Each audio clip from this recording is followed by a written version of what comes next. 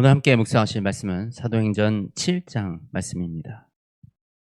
사도행전 7장에는 우리 집사가 된 우리 스데반 집사가 하는 설교가 기록되어 있습니다. 스데반 집사가 잡혀갔어요. 너무나도 성령의 은혜와 권능이 충만하니 어디 논쟁을 해도 이길 자가 없었습니다. 성령님이 주시는 그 지혜로 말미암아 사람들이 감당하지를 못했어요. 그래서 이 스데반 집사를 잡아갑니다. 뭐라고 하면서 잡아갔어요? 이 모세의 규례를 다시 고치겠다.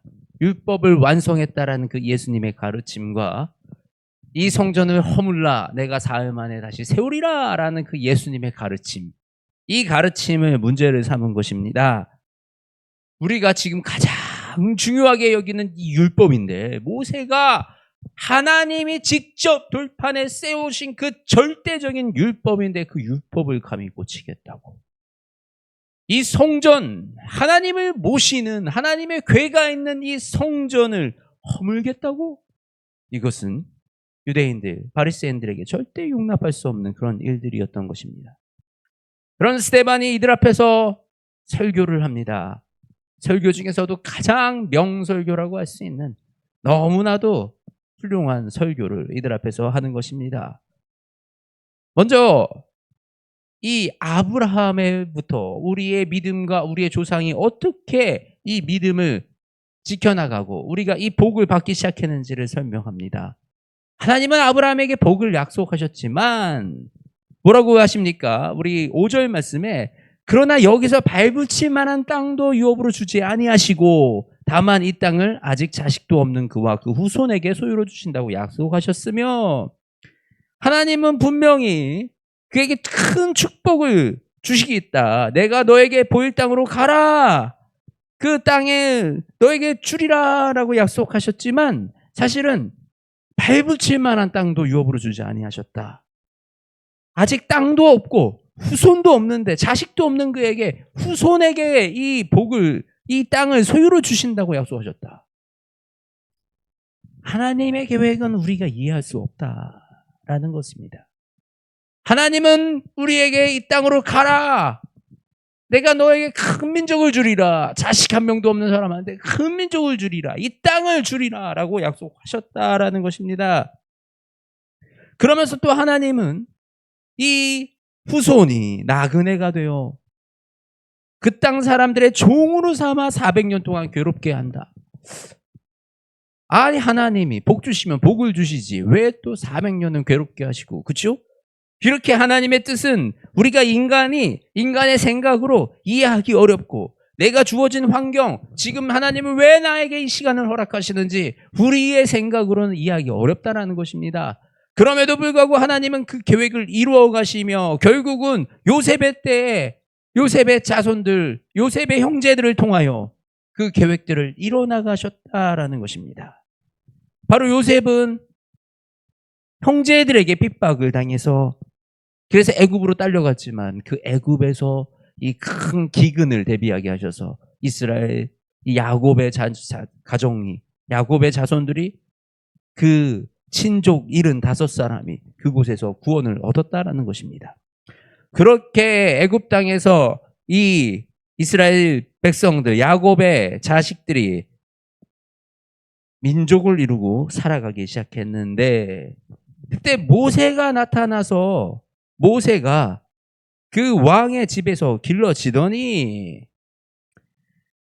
그러더니 한 사람이 원통한 일을 당함을 보고, 자기의 동족 이스라엘 사람이 원통한 일을 당한 걸 보고 압제받는 자를 위하여 원수를 갚아 애굽 사람을 쳐 죽이니, 모세가 그래도 이때 자기가 민족의 리더가 될 거라, 민족을 내가 이끌어갈 수 있을 거라 생각하고 원수를 갚으려고 애굽 사람을 쳐 죽였는데, 그 정작 이스라엘 백성은 어떻게 대했느냐? 이스라엘 사람, 네가 뭔데? 누가 너를 재판관으로 세웠느냐라고 그렇게 모세에게 말하며 결국은 모세는 도망을 가 광야에서 40년을 있다가 그 40년 도망간 그 자리에서 성령님을 만나서 다시 이 민족을 이끌어가는 그 리더의 자리로 세워지게 되어서 하나님은 놀라운 역사를 통하여 그 민족을 애굽의 땅에서 건져서 내어주셔서 광야에서 훈련을 시키셨는데 너희들은 또 그 광야에서 우상을 만들고 하나님께 불평불만을 하고 그런 죄를 범하였고 결국은 그 광야에서 하나님의 명령으로 만들어진 그 성전, 하나님의 말씀하신 대로 지으신 그 성전은 다윗 때에 가서 다윗이 성전을 건축하겠습니다라고 소원하였지만 결국은 솔로몬 때에 이루어지는 그 일이 있었습니다. 오늘 이 스데반은 이 믿음의 역사를 설명하면서 이렇게 얘기하는 것입니다. 무엇을 얘기하고 있습니까? 너희가 하나님의 뜻을 아냐? 너희가 선지자 중에 박해하지 않은 자가 있었더냐? 하나님의 역사하시는 그 광야 땅에서도 너희는 우상을 섬겼던 우리가 바로 그런 민족이다. 성전은 무엇이냐? 성전은 하나님이 이 땅이 하늘이 나의 보좌요 땅이 나의 발등상이니 너희가 나를 위하여 무슨 집을 짓겠느냐? 성전 자체가 의미가 있는 것이냐? 이 모든 것이 하나님의 손으로 지으신 하나님의 것이 아니냐? 결국은 이 우리가 순종하지 않아서 하나님의 뜻을 따르지 않아서 하나님이 우리에게 주셨던 그 율법과 우리가 하나님을 알게 했던 하나님을 바라보게 만들었던 그 성전이라는 그 보여지는 것들 이것이 중요한 것이 아니다. 너희는 하나님의 크신 뜻을 바라보아라. 지금 그분이 어떻게 역사하시는지를 바라보아라. 지극히 높으신 하나님께서 이 땅에 보내신 예수 그리스도를 너희가 십자가에 못 박혀 죽이지 않았느냐? 너희는 천사가 전한 율법을 받고도 지키지 아니하지 않았느냐? 라는 이 설교를 하는 것입니다. 목이 곱고 마음과 귀에 할례를 받지 못한 사람들아, 이 할례, 마음과 귀에 할례를 받지 못해서 성령을 거스른도다. 성령님의 일하심을 보지 못하는도다. 우리가 교회에 있다고, 우리가 이 자리에 앉아 있다고 성령님의 역사를 듣고 따르는 것이 아니다라는 것입니다. 우리는 깨어 있어야 됩니다. 영적으로 깨어 있어야 합니다. 우리의 마음과 귀에 할례가 일어나야 됩니다. 성령으로 우리가 거듭나는 역사가 일어나야 되는 것입니다. 그럴 때 바로 우리가 성령님의 일하심과 예수 그리스도의 그 역사가 우리의 삶 가운데 일어났음을 우리가 고백할 수 있게 되는 것입니다. 이 말을 듣고 이 스데반의 설교를 듣고 이 사람들은 마음에 찔림이 왔습니다. 틀린 말한 게 하나도 없어요. 이들이 그렇게 강조하는 이 율법서 구약을 토대로 오늘 이 스데반이 그들 앞에서 그들의 눈높이로 설교를 한 것입니다. 그랬더니 이 사람들이 어떻게 했습니까? 스데반을 돌로 쳐 죽였습니다. 우리가 말씀 앞에 마음에 찔림이 올 때가 있습니다. 말씀 앞에 말씀이 무겁게 느껴질 때가 있습니다. 그런데요, 우리는 선택합니다. 그래서 이 말씀에 돌을 던질 것인가?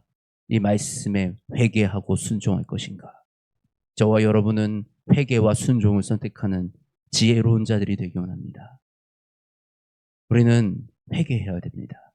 하나님의 말씀을 들을 때마다, 하나님의 말씀을 묵상할 때마다 회개의 영이 우리에게 부어지기 원합니다. 그리하여 그 말씀에 순종하고 따르는 저와 여러분이 되시기를 주님의 이름으로 축복합니다. 하나님 아버지 감사합니다. 우리에게 이 복음은 생명이고 능력입니다. 예수 그리스도만이 우리의 능력이시며 참된 율법이심을 고백합니다. 주님, 우리가 예수 그리스도를 따라갑니다. 예수 그리스도를 통하여 하나님이 이 땅에 세우셨던 그 모든 역사를 완성시켰음을 우리가 고백합니다. 하나님, 우리 가운데 함께하여 주시어서 이 모든 사역과 모든 사명 위에 주님의 보혈로 덮어 주시옵소서. 오직 예수님의 그 가르침과 예수님의 뜻에 따라서 성령 하나님의 인도하심에 순종하며 살아가는 우리 모두가 되게 하여 주시옵소서. 하나님, 내 마음의 찔림에 거부하고 돌 던지는 자가 되지 아니하게 하시며 온전히 순종하여 무릎 꿇고 회개하는 자가 되게 하여 주시옵소서. 하나님, 이 아침 주님을 붙듭니다. 주님, 우리에게 말씀하여 주시옵소서. 살아계신 우리 주 예수 그리스도의 이름으로 기도드립니다. 아멘.